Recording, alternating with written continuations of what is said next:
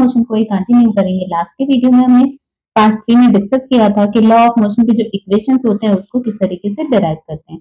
हमने अभी तक के पूरे क्लास में motion of an object, displacement, distance, साथ ही साथ हमने जो भी डिस्कस किया है circular, speed and velocity, scalar and vector quantity, velocity क्या होती है, वेलोसिटी को कैसे डिराइव करते हैं, then effect of speed and direction on velocity क्या होती है, इसको भी हमने डिस्कस कर लिया है। साथ ही साथ हमने uniform and non uniform linear motion को डिस्कस किया है।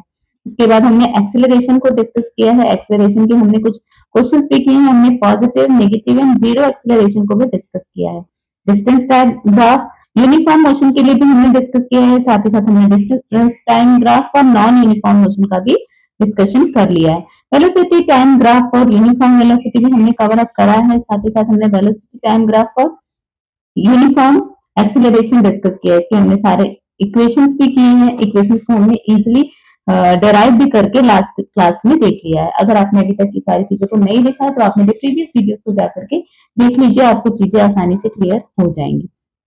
आज के वीडियो में हम इसके बाद का टॉपिक डिस्कस करेंगे जो कि है हमारा यूनिफॉर्म सर्कुलर मोशन। यूनिफॉर्म का मतलब होता है स्पीड एक ही होगी, सर्कुलर का मतलब होगा ऐसा करके राउंड, और मोशन का मतलब बॉडी का, ऑब्जेक्ट का मूवमेंट। अब देखिए आपको सबसे पहले क्या दिया हुआ है, observe the tips of second hand of a clock, what do you say about its velocity and speed. अब देखिए, अब जो हम क्लॉक में सेकंड हैंड को देखते हैं, सेकंड हैंड क्या होता है, कंटिन्यू इस तरीके से राउंड राउंड राउंड राउंड घूमती रहती है। तो क्या सेकंड हैंड चलती रहती है तो सेकंड हैंड की स्पीड तो हमेशा बराबर होती है, बट क्या वेलोसिटी बराबर होगी? वेलोसिटी बराबर नहीं होती है। अब वेलोसिटी क्यों नहीं होती है बराबर? वेलोसिटी इसलिए बराबर नहीं होती है क्योंकि जितनी बार सेकंड हैंड मूव करती है उतनी बार उसका डायरेक्शन चेंज होता है। तो हमने हमेशा से ये स्टार्टिंग से ही पढ़ा है कि स्पीड तो जो होती है हमारी स्केलर होती है, लेकिन वेलोसिटी क्या होती है? वेक्टर होती है। तो अगर हमारे सेकंड हैंड का डायरेक्शन चेंज हो रहा है तो ऑटोमेटिकली हमारा वेलोसिटी भी चेंज होगा। अब देखिए आपको एक और इसमें डिटेल करके इसको बताया था, speed of a tip of a clock is constant but the direction of its displacement therefore its velocity is constantly changing। क्योंकि टिप्स का जितना भी डायरेक्शन है वो चेंज हो रहा है। हमेशा आपको मैंने बताया है कि अगर डायरेक्शन चेंज होगा तो ऑटोमेटिकली वेलोसिटी वहां पे चेंज होगी, चाहे स्पीड सेम हो, स्पीड बढ़ रही हो, स्पीड घट रही हो या कांस्टेंट स्पीड से चल रहा हो।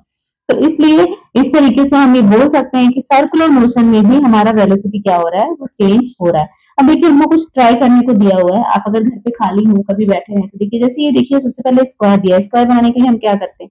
सबसे पहले एक स्टैंडिंग लाइन ड्रॉ करते हैं, फिर यहाँ से मुड़ते हैं, फिर यहाँ से मुड़ते हैं, फिर यहाँ से मुड़ते हैं। मतलब हमने 4 पॉइंट पे ये 4 जितने भी जो भी इसके वर्टेक्स होते हैं सब पे हमने टर्निंग दिया, सब पे अपना डायरेक्शन चेंज किया। तो स्क्वायर कितनी बार? 4 बार डायरेक्शन चेंज किया। मतलब अगर कुछ स्क्वायर में मूव करेगा तो उसकी 4 बार वेलोसिटी चेंज होगी। वहीं अगर हम पेंटागन बनाते हैं तो उसकी 5 टाइम्स डायरेक्शन चेंज हो रही, तो 5 टाइम्स। वहीं हमने हेक्सागन बनाया तो 6 टाइम्स। देखिए 1 2 3 4 5 6, जितनी बार भी डायरेक्शन चेंज होगा उतनी बार हमारी वेलोसिटी चेंज होगी। तो अब सर्कुलर मोशन की अगर हम बात करते हैं, मान लीजिए ऐसा एक सर्कल ड्रॉ करते हैं, तो सर्कल में क्या होता है? सर्कल में क्या होता है कि हमारी डायरेक्शन चेंज नहीं हो रही, सर्कल में हर एक पॉइंट पे डायरेक्शन चेंज हो रही है। मतलब सर्कल में इतना ज्यादा डायरेक्शन चेंज हो रही है कि आपको वो दिख नहीं रहा है। जिस तरीके से इन सारे शेप्स में डायरेक्शन चेंज हो रहा है, सेम उसी तरीके से हमारा सर्कल में भी डायरेक्शन चेंज हो रहा है। हर एक पॉइंट पे इधर इधर इधर जितना भी मूवमेंट कर रहे हैं, जितने टाइम हम अपनी पेंसिल को टर्न कर रहे हैं, हर पॉइंट पे हमारा डायरेक्शन चेंज हो रहा है। तो अगर हर पॉइंट पे हमारा अगर डायरेक्शन चेंज होगा, इसका ये मतलब है कि जितने पॉइंट पे भी डायरेक्शन हमारा चेंज होता जाएगा उतने पॉइंट पे हमारे जो है वेलोसिटी भी चेंज होती जाएगी। एकदम माइन्यूट भी अगर आप देखेंगे तो माइन्यूट में भी हमारा डायरेक्शन चेंज होते रहते हैं। तो इस तरीके से हम ये कह सकते हैं, when an object is moving with constant speed along with a circular path, circular path में अगर कांस्टेंट स्पीड से भी ऑब्जेक्ट मूव कर रहा है, the change in velocity is only due to change in direction. तो वेलोसिटी में जो चेंज आ रहा है वो चेंज क्यों आ रहा है? वेलोसिटी में जो चेंज आ रहा है वो चेंज सिर्फ और सिर्फ डायरेक्शन में चेंज के कारण आ रहा है। Hence it is accelerated motion. Accelerated motion, zero motion हमने पढ़ा है। एक्सेलरेटेड मोशन मतलब क्या होता है कि देखिए एक्सेलरेटेड मोशन मतलब मोशन जो है वो है, उसमें जीरो एक्सेलरेशन नहीं है, कुछ भी चेंज हो रहा है, मतलब थोड़ा बहुत मूवमेंट हो रहा है। When an object move with constant speed along with a circular path, the motion is called uniform circular motion. हम उस मोशन को क्या बोलते हैं? Uniform circular motion. Example, the motion of stone in sling. देखिए हम लोग नॉर्मली अपने विलेज एरियाज में ये देखा होगा कि विलेज एरियाज में चूंकि बहुत बड़ा बड़ा फार्म होता है तो लोग क्या करते हैं, स्लिंग रखते हैं, स्लिंग में यहाँ पे एक बड़ा सा पत्थर बांध के रखते हैं, और जब भी कोई एनिमल वगैरह फार्म में आ जाता है तो वो यहाँ से खड़े होके और स्लिंग को बहुत तेज घुमाते हैं अपने सर के ऊपर से, उसके बाद थ्रो करते हैं। बार बार जाकर के फार्म में एनिमल्स को भगाने से अच्छा ये इस तरीके की चीजें यूज करते हैं। तो इसमें क्या होता है कि इसमें भी हम देख सकते हैं कि सर्कुलर मोशन किस तरीके से हो रहा है। और जब सर्कल में हम ऐसा करके मूव करेंगे तो हम जिस डायरेक्शन में, जैसे मान लीजिए हमको कोई भी चीज इस साइड को थ्रो करनी है तो हमको जब यहाँ खड़े होकर अपनी स्लिंग को हाथ से छोड़ना होगा, तो जब हमारा स्लिंग इस साइड में, हमारा वो जो भी हमने पत्थर बांध के रखा वो इस साइड की तरफ आने वाला होगा, तभी हमको छोड़ना होगा, तो वो इस डायरेक्शन में मूव करेगा, क्योंकि वो किसी भी डायरेक्शन में जा सकता है। अगर हम अपने स्लिंग को इधर यहाँ पे छोड़ेंगे तो वो इधर जाएगा, इधर छोड़ेंगे तो इस साइड में जाएगा, इधर छोड़ेंगे तो इस साइड में, तो हमारा स्लिंग किसी भी डायरेक्शन में छोड़ने पे, और हमारा जब वो स्लिंग से बंधा हुआ स्टोन है जिस डायरेक्शन को हम छोड़ेंगे उस डायरेक्शन में जा सकता है। क्यों जा सकता है? क्योंकि वो सर्कुलर मोशन में मूव कर रहा है, तो चूंकि वो उसकी वेलोसिटी हर तरफ उसको जाने के लिए फ्री कर रही है। हम बाइसिकल में देखते हैं, बाइसिकल में भी जहां से हम हवा डालते हैं ना, हमारी इस तरीके से अगर बाइसिकल होती है तो एक हवा डालने का एक प्लेस होता है एयर जाने की, तो वो एयर जाने का जो प्लेस है वो कंटिन्यूअसली मूव करता रहता है सर्कुलर मोशन में, जब तक कि हमारा यूनिफॉर्म मोशन हो रहा हो। मोशन कैसा हो? हमारा यूनिफॉर्म हो। चलिए आगे देखते हैं। Find out more examples of circular motion in any of your day life. देखिए आप कोशिश करिए कि आपने कुछ सर्कुलर मोशन के एग्जांपल्स को अपने डे लाइफ में फाइंड आउट करिए, ट्राई करिए, मेरे कमेंट में लिखिए, इससे मुझे समझ आएगा कि हाँ आपने चीजों को समझे। तो देखिए इसको आपको ट्राई करने के लिए भी बोला हुआ है। Take a circular disc and put a 5 rupee coin at the top. आपने बचपन में खेला होगा ना, लट्टू एक इस तरह का होता है जिसको हम सर्कुलर घुमाते हैं, और यहाँ पे अगर आप कॉइन रखेंगे तो वो जिस डायरेक्शन को ज्यादा फोकस करेगा वो उधर, मतलब वो इधर भी जा सकता है, कॉइन इधर भी जा सकता है, इधर भी, इधर भी, इधर भी, इधर भी, किसी भी तरफ जा सकता है। जैसे हम लोग दिवाली वगैरह में चरखी नहीं होता है, चरखी इस तरह की होती है, हम लोग उसमें कहीं इधर में फायर लगाते हैं, तो फायर लगाने के बाद क्या होता है, चरखी ऐसा गोल गोल गोल गोल घूमती है और उसका जो फायर होता है वैसे ऐसे निकलता है, तो वो जिस तरीके से घूमती जाती है वो हर एक डायरेक्शन में ऐसा ऐसा करके फायर उसका घूमता है। तो these are the some examples of uniform circular motion. आप इस एग्जाम्पल को ट्राई करिए, ट्राई करके देखिए तो आपको ये समझ में आएगा। अब उसके बाद हमारा आ गया है सॉल्व्ड एग्जाम्पल। देखिए सॉल्व्ड एग्जाम्पल हमने I think third and not third, sorry, हमने सेकंड एंड फोर्थ सॉल्व कर लिया है। चलिए फटाफट से ये दो एग्जाम्पल भी सॉल्व कर लेते हैं, उसके बाद हम अपने नेक्स्ट टॉपिक की ओर मूव करेंगे। अब देखिए एग्जाम्पल में आपको क्या बोल रहा है, an athlete is running on a circular track. एक सर्कुलर ट्रैक है, उस पे एथलीट रन कर रहा है। He runs the distance, distance मतलब हमको एस कितना दिया हुआ है, 400 मीटर। वहीं पे अगर हमको आगे बढ़ के दिया हुआ है इन 25 second before running on its original position, original position run करने के पहले इतना वो चला। तो what is average speed and velocity. अभी आपको देखिए टोटल डिस्टेंस ट्रेवल कितना दिया हुआ है, 400 मीटर। टोटल डिस्प्लेसमेंट, डिस्प्लेसमेंट यहाँ पे 0 दिया है, क्यों दिया? क्योंकि इसने यहाँ से स्टार्ट किया और वापस घूमकर इधर ही पे आ गया, तो डिस्प्लेसमेंट उसका कुछ नहीं हुआ। तो डिस्प्लेसमेंट अपना कितना आ गया, 0। बस यही आपको मेन चीज थी जो पता करनी थी। फिर टोटल टाइम टेकन कितना दिया हुआ है, 25 सेकंड्स। एवरेज स्पीड और एवरेज वेलोसिटी अपने को निकालनी है। एवरेज स्पीड का फॉर्मूला हमने पीछे पढ़ा था, total distance covered upon total time taken. Total distance कितना है, 400, टोटल टाइम कितना है, 25 सेकंड। तो हमारा एवरेज स्पीड कितना होगा, 16 मीटर पर सेकंड। वही हमारी एवरेज वेलोसिटी, वेलोसिटी का फॉर्मूला हमने जस्ट उसी के नीचे पढ़ा था। हमने क्या पढ़ा था, total displacement upon total time taken. अब चूंकि यहाँ पे एथलीट वहीं से जिस पॉइंट से स्टार्ट किया उसी पॉइंट पे वापस आ गए, इसलिए हमारा डिस्प्लेसमेंट कितना है, 0। तो हमारा टाइम टेकन कितना हो जाएगा, 25। अगर हम एवरेज वेलोसिटी देखते हैं तो वेलोसिटी कितनी हो जाएगी, 0 मीटर पर सेकेंड। आई होप आपको ये पॉइंट क्लियर हो गया होगा। इस क्वेश्चन में कोई भी डाउट है तो आप कमेंट में लिखिए, फिर मैं इसको आपको फिर से प्रॉपरली सॉल्व करके दिखाऊंगी। चलिए अब अपना नेक्स्ट क्वेश्चन की तरफ चलते हैं। नेक्स्ट क्वेश्चन है हमारा क्वेश्चन नंबर 3। इस क्वेश्चन नंबर 3 को यहाँ से उठा लेते हैं और किसी फ्रेश पेज पे लेके सॉल्व करते हैं। इसको मैं प्रॉपरली सॉल्व कराऊंगी तो ये आपको कॉन्सेप्ट क्लियर होगा। क्वेश्चन है। क्वेश्चन में क्या बोल रहा है, the kangaroo can jump 2.5 metre vertically. देखिए कुछ भी कोई भी चीज जंप करती है, तो जंप करने के बाद क्या होगा, जंप करने के बाद वो नॉर्मली क्या होता है, जंप करने के बाद कोई भी चीज नीचे से ऊपर जाती है। अब नीचे से ऊपर जाएगी तो ऑब्वियसली वो ऊपर से नीचे भी आएगी। अब अगर कोई भी चीज नीचे से ऊपर जाती है तो फॉर अ मीन वाइल, थोड़ी देर के लिए वो यहाँ पे रुकती है, एकदम माइक्रो सेकंड भी बोलते हैं, बोल सकते हैं आप, उतनी देर के लिए रुकेगी, उसके बाद वो नीचे आएगी। नीचे क्यों आती है, नीचे वो इसलिए आती है क्योंकि नीचे अर्थ में ग्रेविटेशनल फोर्स है, तो कोई भी चीज अगर ऊपर जाती है तो वो डायरेक्टली फिर नीचे ही आती है।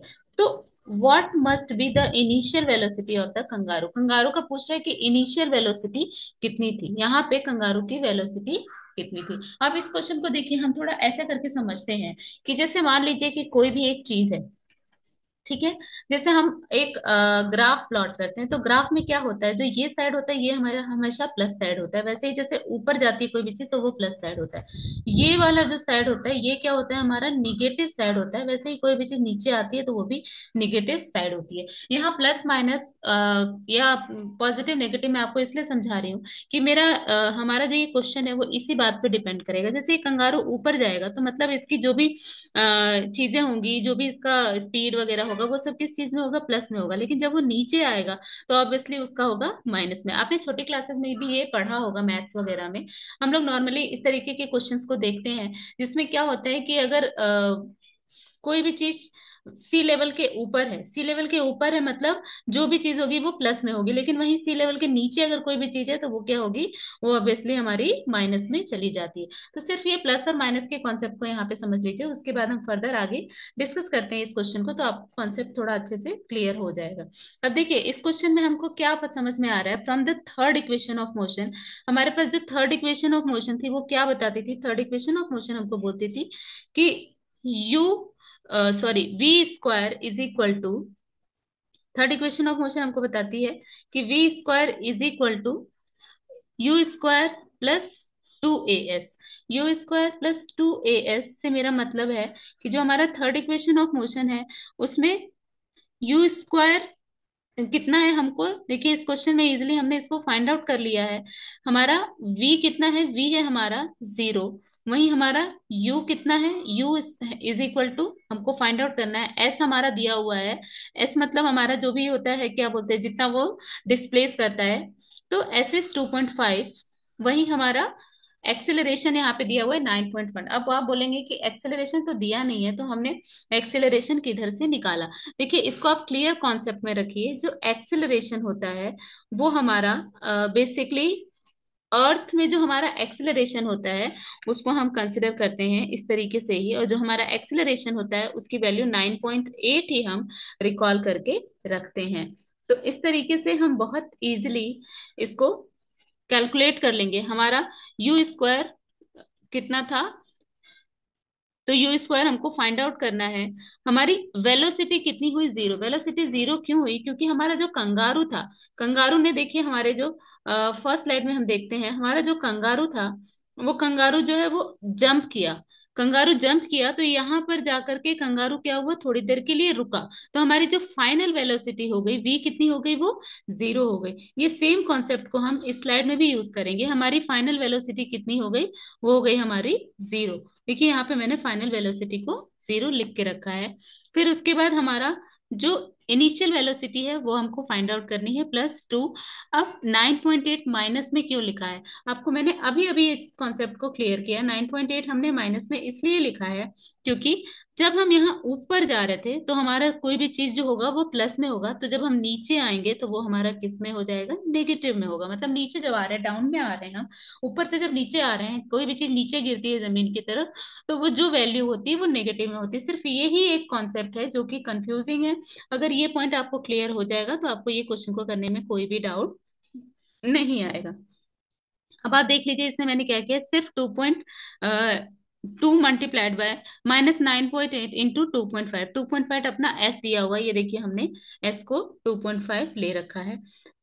उसके बाद देखिए हमारा इसको कैलकुलेशन के बाद क्या आता है, हम अगर पूरा 2.5 और 2 को आपस में मल्टीप्लाई कर लेते हैं, तो मल्टीप्लाई करने के बाद हमारा आ जाता है ये 5 मल्टीप्लाइड बाय 9.8, तो v square is equal to -49। अब देखिए यहीं पे एक छोटी सी चीज मैं आपको क्लियर कर दूं। अगर मान लीजिए आप ये माइनस या फिर -9.8 नहीं लिए होते, तो यहाँ पे क्या आती है आपकी 49 जो वैल्यू आई है, ये वैल्यू आपकी आ जाती पॉजिटिव। अगर ये वैल्यू आपकी पॉजिटिव आती, वहीं पे आपको प्रॉब्लम स्टार्ट हो जाती। अगर वैल्यू अपनी पॉजिटिव आ जाती है, उसका ये मतलब है कि हमारा जो भी कैलकुलेशन है वो रॉन्ग हो जाएगा। क्यों? क्योंकि किसी भी चीज की इनिशियल वेलोसिटी नेगेटिव नहीं हो रही है। यहाँ पे अगर होता तो ये -49 होता, क्योंकि इस साइड से इस साइड आता तो ये -49 आता। अब यहाँ देखिए, इसको इस तरीके से हम सॉल्व कर लेंगे। 49 किसका? 7 का स्क्वायर होता है, तो हमारी इनिशियल वेलोसिटी कितनी आ गई? 7 मीटर पर सेकेंड। आई होप आपको ये कॉन्सेप्ट क्लियर होगा, ये क्वेश्चन भी आपको समझ में आ रहा होगा। इस तरीके से हमने न्यूटन के लॉ ऑफ मोशन के जो तीन जितने भी क्वेश्चंस थे वो कर लिए। एग्जाम्पल 4 तक के क्वेश्चंस हमने सॉल्व कर लिए। अब नेक्स्ट वीडियो में हम डिस्कस करेंगे न्यूटन के फर्स्ट सेकंड थर्ड तीनों लॉज। आप तीनों लॉज के लिए अगले वीडियो को देखिए। तब तक के लिए इस वीडियो को सब्सक्राइब करिए, क्वेश्चंस को सॉल्व करिए, और कोशिश करिए कि इस तरीके के क्वेश्चंस को आप ज्यादा से ज्यादा सॉल्व करिए, ताकि आपका कॉन्सेप्ट क्लियर हो। आपको सिर्फ और सिर्फ यहाँ पे यही सारी चीजों को देखना है कि इनिशियल क्या है, फाइनल क्या है। अगर ये सब दो तीन चीजें छोटी छोटी अगर आप फाइंड आउट कर लेंगे, तो ऑब्वियसली आपको क्वेश्चन करने में कोई भी प्रॉब्लम नहीं होगी। और हाँ, मेरे चैनल को सब्सक्राइब करना मत भूलिए। Take care, good bye, have a nice day.